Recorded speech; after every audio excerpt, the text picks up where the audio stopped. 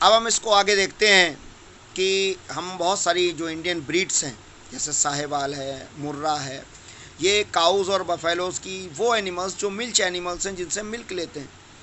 इन animals में हम देखते हैं कि इनके एंसेस्टर्स को हम इनहेरिटेंस कैरेक्टर्स के थ्रू या वेरिएशंस के थ्रू ही डेवलप कर पाए हैं, जिसमें हमारी एक वैरायटी देसी यानी हमारी जो लोकल ब्रीड होती है और एक हम ब्रीड कहीं बाहर की ब्रीड से क्रॉस कराते हैं।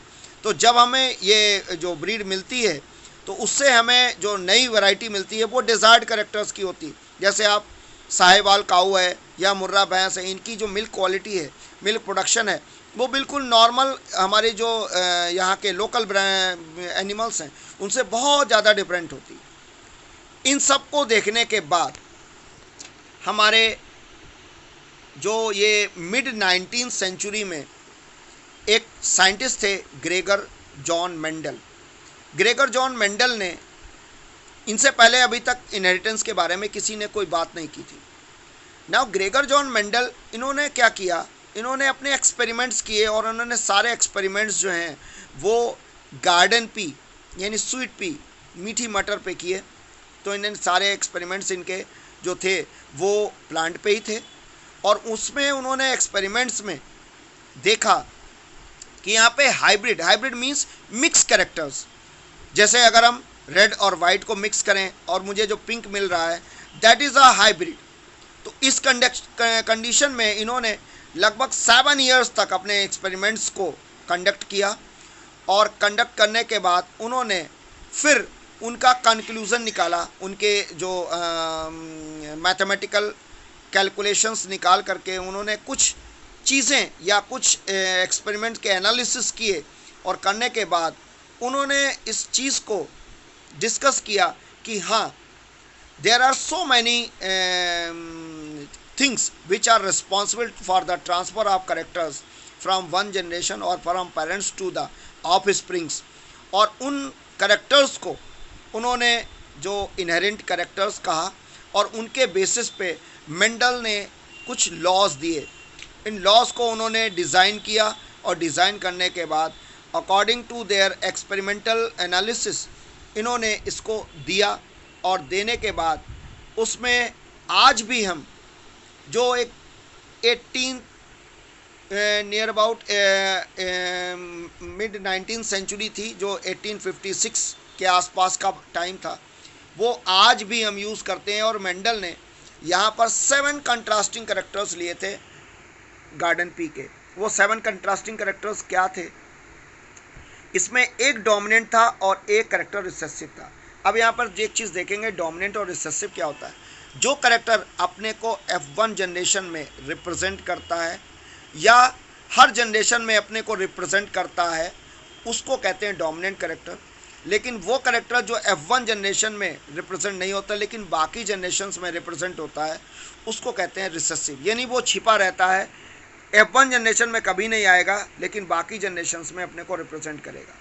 तो यहाँ पे जो राउंड एंड रिंकल, ये सीड का शेप था, सीड का कलर येलो या ग्रीन, फ्लावर का कलर वायलेट या वाइट, पॉड यानी फली, क्योंकि मटर लेगुमिनस प्लांट है तो इसमें फली होती है, रिंकल फुल यानी आपका फूली हुई फुल पॉड या कॉन्स्ट्रिक्टेड पिचकी हुई।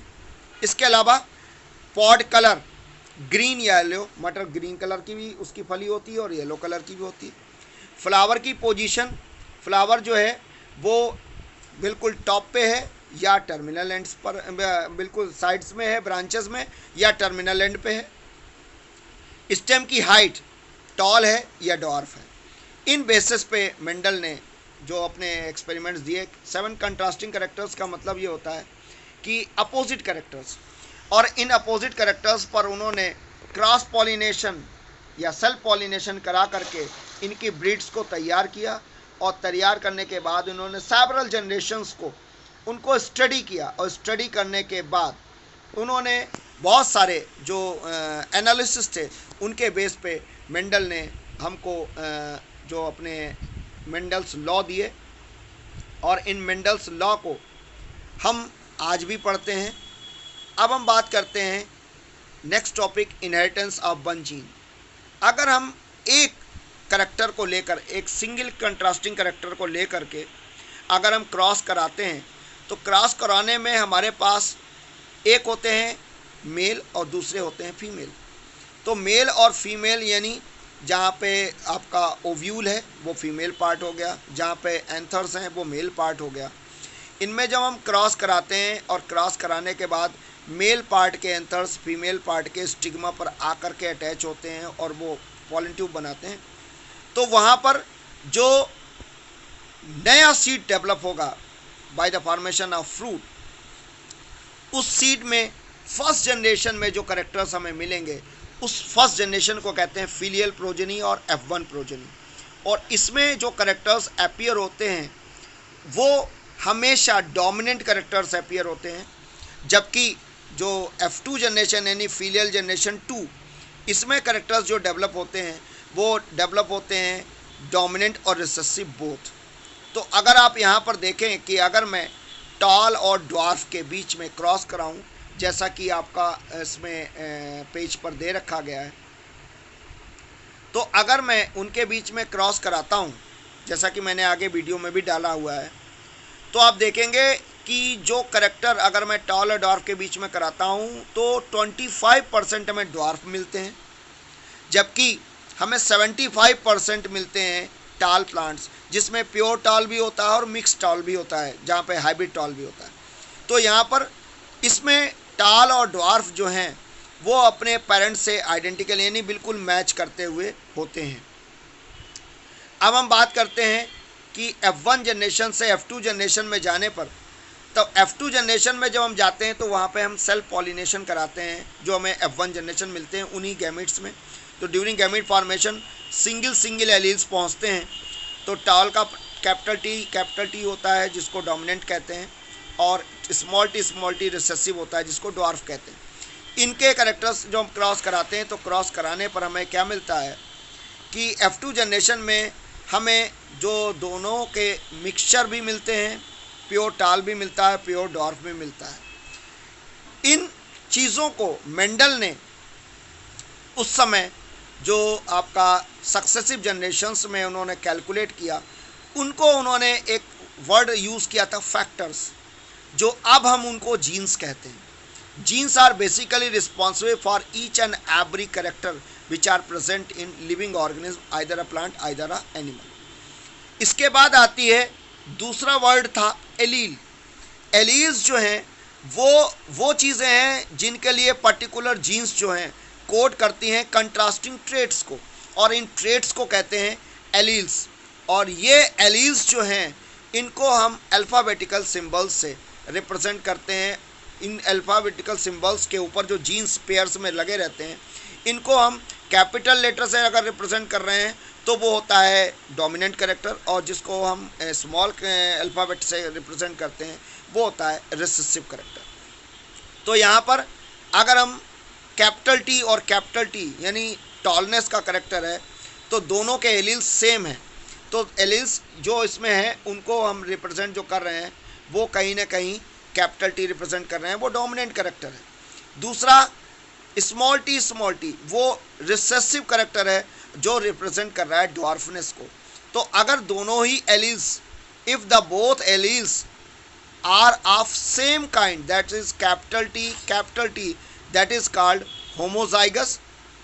और दूसरे जो हैं अगर उसमें एक कैपिटल टी है एक स्मॉल टी है तो वो हो गया हेट्रोजाइगस। हेट्रोजाइगस मीन्स वहाँ पर एलील्स दो टाइप के हो गए, एक कैपिटल टी भी है एक स्मॉल टी भी है।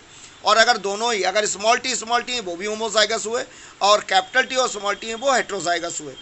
तो यहाँ पर हम जो होमोजाइगस यानी जो हमारे कैपिटल टी या स्मॉल टी हैं, इनको हम कहते हैं जीनोटाइप, और इनके बेस पे हम जीनोटिपिक रेशियो निकालते हैं।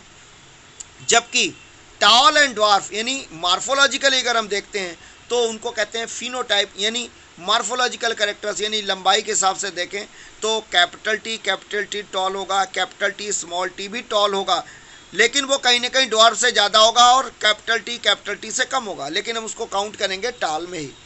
और यहाँ पर हम इनको रिप्रेजेंट करते हैं कैपिटल टी को डोमिनेंट कैरेक्टर और स्मॉल टी को रिसेसिव। रिसेसिव कैरेक्टर वो हो गया जो अपने को F1 जनरेशन में रिप्रेजेंट नहीं कर पाता है, और वो कैरेक्टर जो F1 जनरेशन में यानी फिलियल जनरेशन में रिप्रेजेंट करता है उसको कहते हैं डोमिनेंट कैरेक्टर। अब यहाँ पर एलील्स जो हैं वो होमोजाइगस यानी सेम टाइप के भी हो सकते हैं और डिसिमिलर यानी हेट्रोजाइगस भी हो सकते हैं, कैपिटल टी स्मॉल टी। अब यहाँ पर हम देखते हैं, अगर हम मोनोहाइब्रिड क्रॉस की बात करते हैं, मोनोहाइब्रिड क्रॉस मींस जिसमें हम सिंगल कंट्रास्टिंग कैरेक्टर को लेकर चलेंगे, that is capital T tall और स्मॉल टी ड्वार्फ। तो यहाँ पर हम एक चीज़ देखते हैं कि यहाँ पर हम जब सिंगल कैरेक्टर को लेकर के चल रहे हैं तो अगर इसके बीच में हम क्रॉस कराते हैं तो उसको कहते हैं मोनोहाइब्रिड क्रॉस और उस कैरेक्टर को कहते हैं मोनोहाइब्रिड। अब यहाँ पर अगर हम इस क्रॉस को देखते हैं, जिसका मैंने सेपरेट वीडियो भी अलग से डाल रखा है, तो हम देखते हैं कैपिटल टी और कैपिटल टी जो आप पेज पर देख रहे हैं, इसमें जब गैमीट्स बनते हैं तो कैपिटल टी एक गैमीट में सिंगल पहुंचता है और कैपिटल टी एक गैमीट में सिंगल पहुंचता है, क्योंकि नंबर ऑफ क्रोमोसोम हमें सेम रखना है। तो जब भी गैमीट्स फॉर्मेशन होता है तो वहाँ पे जो सेल डिवीज़न होती है वो मियोसिस होती है, दैट इज़ रिडक्शन डिवीज़न। वो हमेशा गैमीट्स में जो एलील्स होंगे उनको हाफ कर देगी। तो यहाँ पर और इसी तरीके से ड्वार्फ में भी हो जाएगा। जब इनके बीच में क्रॉस होगा तो गैमीट में जो कैपिटल टी एक में आ जाएगा और स्मॉल टी एक में आ जाए। जब इनके बीच में क्रॉस होगा तो हमें F1 जनरेशन में मिलेगा कैपिटल टी और स्मॉल टी। जो F1 जनरेशन में मुझे मिलेगा वो कहीं ना कहीं जो करेक्टर होगा वो टॉलनेस को रिप्रेजेंट कर लेगा, हालांकि वो उसमें जो आपका जो करेक्टर है वो मिक्स है, हाइब्रिड है, लेकिन वो कहीं ना कहीं टॉलनेस को रिप्रेजेंट करेगा। जैसा कि हमारे जो मेंडल थे उन्होंने कहा था कि F1 जनरेशन में हमेशा मुझे डोमिनेंट कैरेक्टर मिलता है, जबकि F2 जनरेशन में मुझे डोमिनेंट और रिसेसिव दोनों तरीके के कैरेक्टर्स मिलते हैं। तो यहाँ पर जो F1 जनरेशन में मिलेगा वो हमें कैपिटल टी स्मॉल टी मिलेगा और कैपिटल टी स्मॉल टी यानी हेट्रोजाइगस कैरेक्टर मिलेगा। अब अगर हम इसको जो F2 जनरेशन का क्रॉस कराते हैं तो हम उसको कराएंगे पुनेट स्क्वायर। एक डायग्रामेटिक रिप्रेजेंटेशन होता है चेकर बोर्ड का जो आप इसमें देख रहे हैं।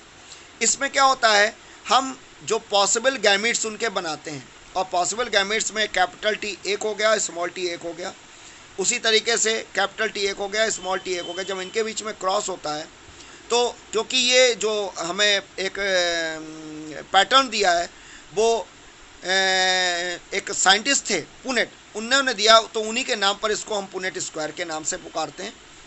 अब इनमें जब क्रॉस होगा तो मुझे एक प्योर टाल मिलेगा, दो मिक्स टाल मिलेंगे और एक ड्वार्फ मिलेगा। तो इसका फिनोटिपिक रेशियो हो जाएगा 3:1, क्योंकि 3 टाल हो गए और एक ड्वार्फ हो गया। लेकिन अगर हम जीन्स के बेस पे देखेंगे तो एक प्योर टाल होगा, दो मिक्स टाल होंगे और एक ड्वार्फ होगा।